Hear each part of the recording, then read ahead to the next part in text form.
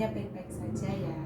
Alangkah lebih baiknya sebelum memulai pembelajaran pada hari ini kita berdoa terlebih dahulu. Berdoa dimulai. Berdoa selesai. Sekarang Ibu minta kalian itu membuka tema 2 pembelajaran 1. Apakah sudah dibuka bukunya? Sudah. Nah, tujuan dari kita melakukan pembelajaran pada hari ini yaitu yang pertama, kita nanti akan menentukan informasi penting dari teks eksplanasi. Yang kedua yaitu menyajikan informasi penting teks eksplanasi yang telah kalian baca nanti. Yang ketiga yaitu menguraikan rancangan rangkaian listrik paralel. Yang keempat, merancang laporan hasil rancangan percobaan tentang rangkaian listrik paralel. Yang kelima yaitu menganalisis contoh perubahan sosial budaya dalam rangka modernisasi di lingkungan sekitar. Yang keenam yaitu menyajikan perubahan sosial budaya di lingkungan sekitar. Nah, pada buku tema kalian yaitu terdapat sebuah teks bacaan yang berjudul Si Kota Ajaib. Si Kota Ajaib, betul. Nah, itu merupakan salah satu contoh dari teks eksplanasi. Nah, apakah kalian tahu apa yang dimaksud dengan teks eksplanasi? Ibu jelaskan ya apa itu teks eksplanasi. Teks eksplanasi adalah teks yang berisi tentang penjelasan-penjelasan, yaitu tentang proses mengapa dan bagaimana dari suatu topik yang berhubungan dengan fenomena alam maupun sosial yang terjadi di kehidupan kita sehari-hari. Nah, di dalam teks eksplanasi yaitu terdapat 3 struktur. Yang pertama yaitu ada pernyataan umum, yang kedua ada deretan penjelas, dan yang ketiga yaitu ada interpretasi. Nah, di mana pernyataan umum yaitu memiliki arti. Bagian pertama dari teks eksplanasi yang isinya mengenai penyampaian topik atau permasalahan yang akan dibahas. Jadi, pada pernyataan umum yaitu menjadi topik pertama atau topik utama dari adanya sebuah teks tersebut. Nah, yang kedua yaitu ada deretan penjelas, di mana deretan penjelas adalah bagian yang sering juga disebut sebagai urutan sebab dan akibat. Nah, pada deretan penjelas ini yaitu menjelaskan secara rinci dari adanya teks tersebut. Nah, yang struktur ketiga yaitu ada interpretasi atau disebut dengan kesimpulan. Nah, ini merupakan bagian akhir atau penutup dari teks eksplanasi yang berisi intisari atau kesimpulan dari topik atau proses yang dibahas. Nah, apakah kalian sudah membaca teks yang berjudul Si Kota Ajaib? Sudah. Sudah. Nah, di bawah bacaan kalian tersebut yaitu di mana kita harus menentukan informasi penting dari teks tersebut, di mana yaitu menentukan struktur mulai dari topik utama, yaitu kedua ada deretan penjelas, dan yang ketiga yaitu ada kesimpulan atau interpretasi. Nah, sekarang mari kita bahas bersama-sama. Apakah kalian tahu apa topik permasalahan dalam teks tersebut? Ada yang tahu? Tidak. Nah, topik permasalahan dalam teks tersebut yaitu tentang penemuan televisi oleh John Rochefort, di mana topik masalah ini terjadi yaitu terdapat pada paragraf pertama dalam bacaan.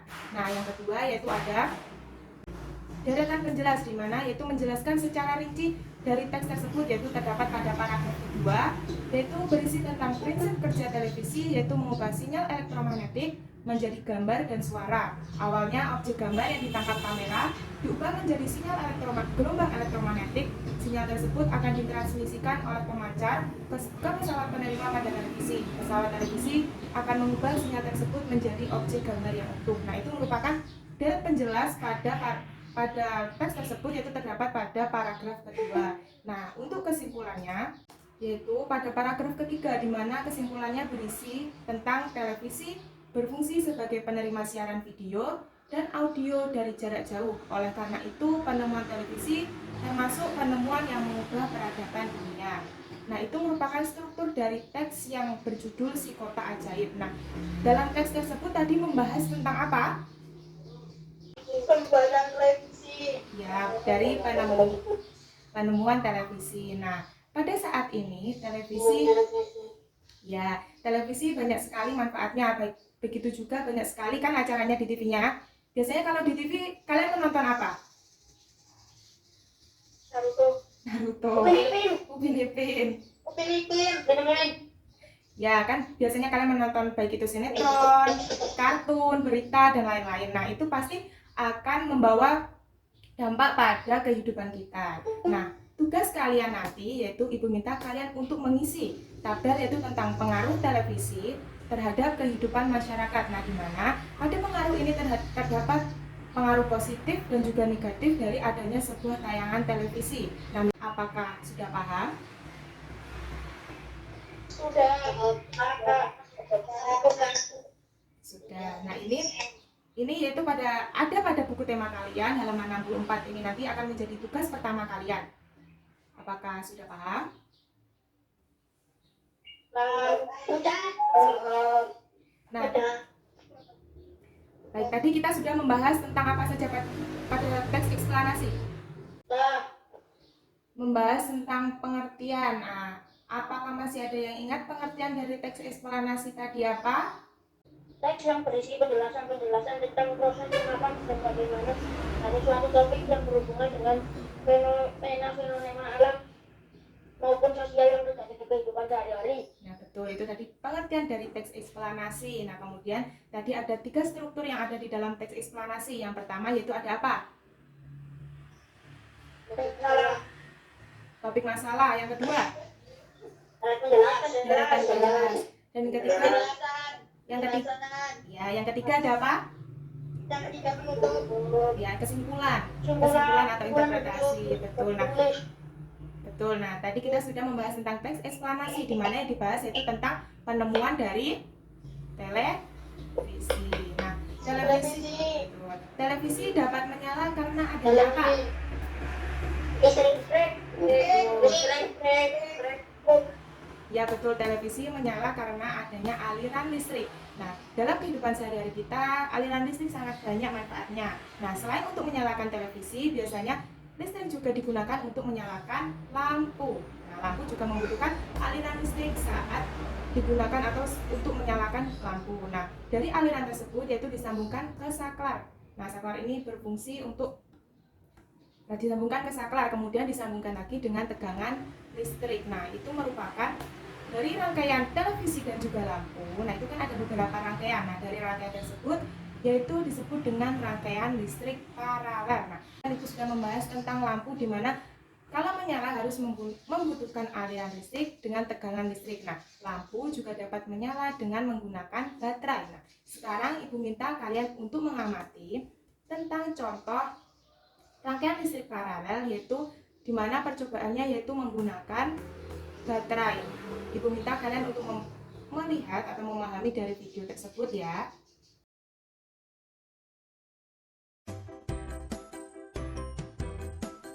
Rangkaian beban paralel merupakan suatu rangkaian yang semua bebannya dihubungkan secara bersusun dan terhubung dengan sumber tegangan. Beban dapat berupa lampu yang berjumlah 2 buah atau lebih. Rangkaian beban paralel merupakan rangkaian bercabang, sehingga memerlukan jalur dan kabel penghubung yang lebih panjang.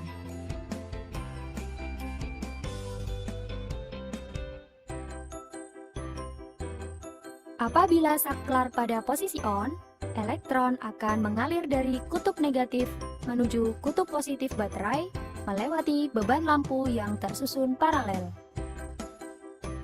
Ketiga beban lampu menyala terang. Pada rangkaian beban paralel, apabila terdapat satu beban lampu rusak atau terputus, tidak akan mempengaruhi beban lampu yang lain. Lampu kedua dan ketiga tetap menyala dan rangkaian tetap berfungsi. Hal ini disebabkan karena arus listrik tetap dapat mengalir melalui dua percabangan yang lain. Nah, tadi kalian sudah mengamati tentang percobaan rangkaian listrik paralel dengan menggunakan lampu, yaitu yang aliran listriknya dengan menggunakan baterai. Nah, sekarang Ibu mau tanya kembali dari percobaan tadi, Ibu mau tanya apa yang dimaksud dengan rangkaian listrik paralel? Penyambungan buat lampu banyak. Nah, ya, jadi rangkaian listrik paralel yaitu rangkaian listrik yang bercabang-cabang, di mana tadi pada video yaitu ada 3 buah lampu, di mana lampunya aliran listriknya bercabang-cabang. Nah, kemudian sekarang Ibu mau tanya, mengapa pada rangkaian listrik paralel apabila salah satu lampunya dicopot, kedua lampunya masih tetap menyala?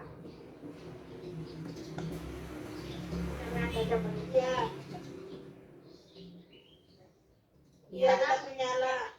ya tetap menyala karena masih ada aliran listrik yang lainnya. Nah, apa keuntungan dari rangkaian listrik paralel?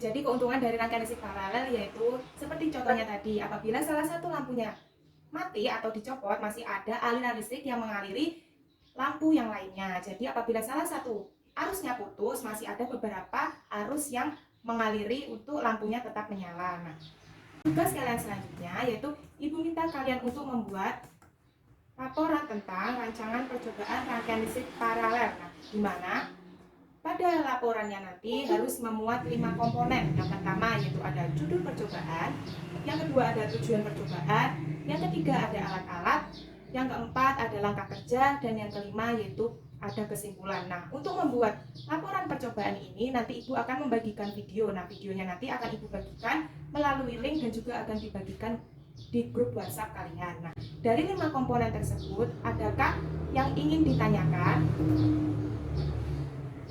Tidak.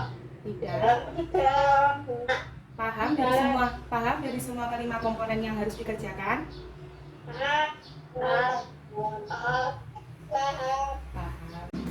Nah, tadi kita sudah belajar tentang rangkaian beban paralel atau rangkaian listrik, yaitu paralel, di mana rangkaian tersebut tadi bercabang-cabang. Nah, dalam kehidupan sehari-hari tadi rangkaian listrik paralel dapat digunakan untuk menyalakan lampu. Selain itu tadi Ibu memberikan contoh, yaitu dapat digunakan untuk menyalakan apa?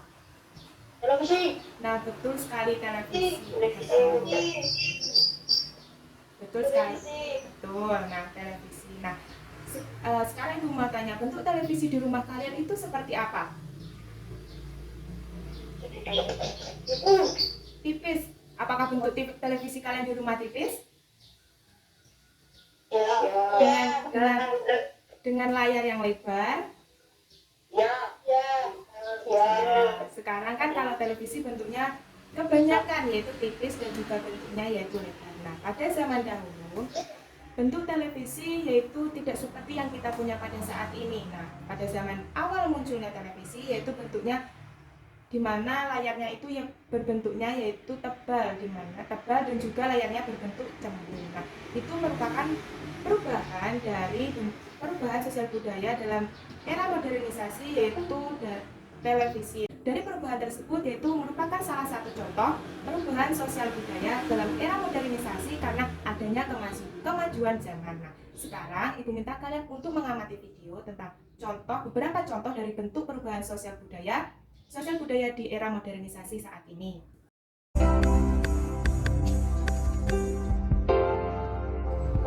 Nah, kita mulai dari pengertian dari apa itu perubahan sosial budaya. Di mana perubahan sosial budaya adalah perubahan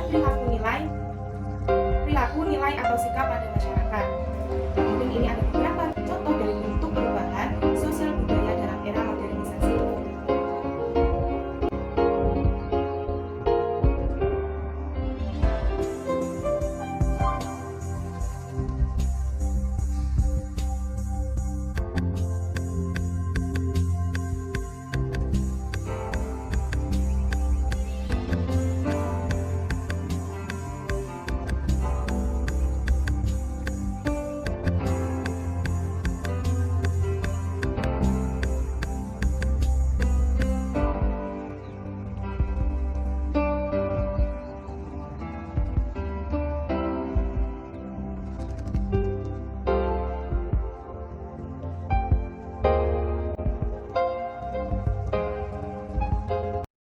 Itu tadi merupakan beberapa contoh dari perubahan sosial budaya. Sekarang Ibu mau tanya, tadi ada dalam video ada apa saja contoh perubahannya?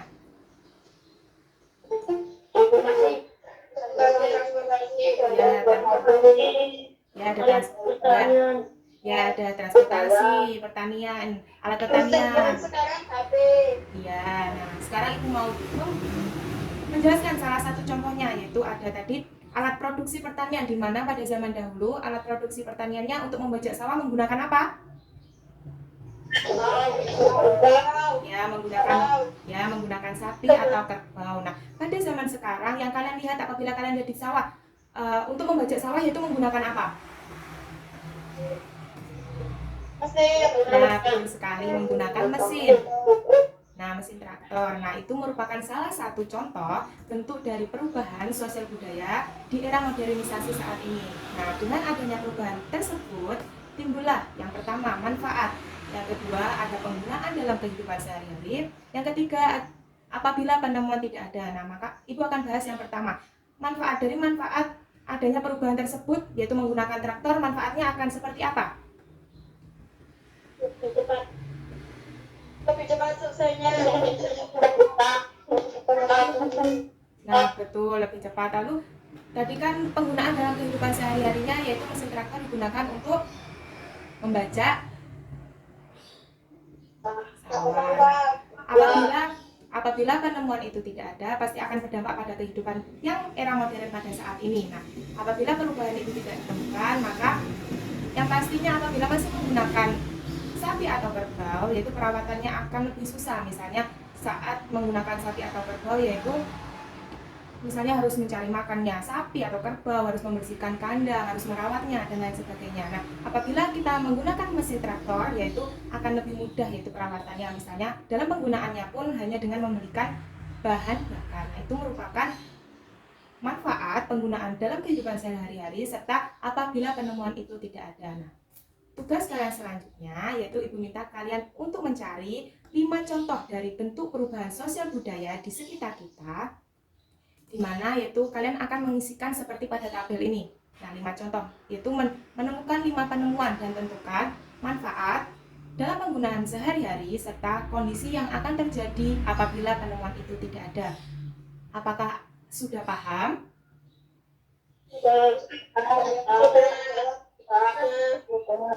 Apakah ada yang mau ditanyakan?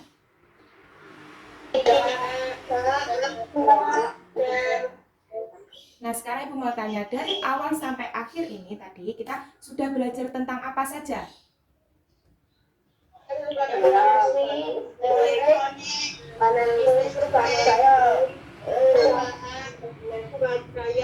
Iya, betul. Nah, tadi yang pertama kita sudah belajar tentang teks eksplanasi, di mana teks eksplanasi yaitu berisi tentang fenomena alam, cerita atau fenomena alam dalam kehidupan sehari-hari. Nah, di dalam teks eksplanasi yaitu terdapat 3 struktur.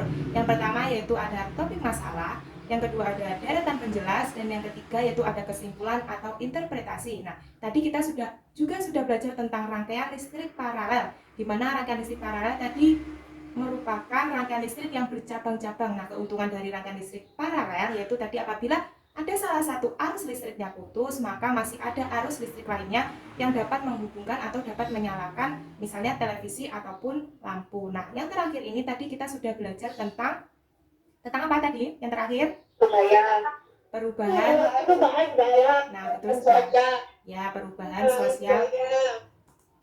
sosial budaya. Nah, untuk selanjutnya yaitu Ibu akan mengingatkan kembali kalian yaitu untuk mengerjakan tugas yang pertama yaitu mengisi tabel tentang pengaruh dari adanya tayangan televisi terhadap kehidupan masyarakat. Nah, yang kedua yaitu membuat laporan percobaan rangkaian listrik paralel dengan mengamati video yang akan Ibu berikan. Nah, yang ketiga yaitu mencari 5 contoh perubahan sosial budaya dengan menentukan nama perubahan, manfaat, penggunaan dalam kehidupan sehari-hari, serta kondisi yang akan terjadi apabila penemuan itu tidak ada. Dari materi yang telah dipelajari hari ini, apakah masih ada yang belum dipahami? Apakah semuanya paham?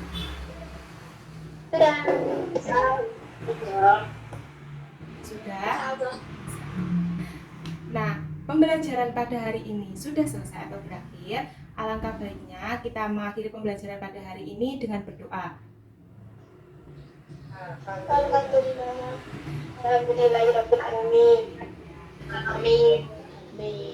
Nah, yuk.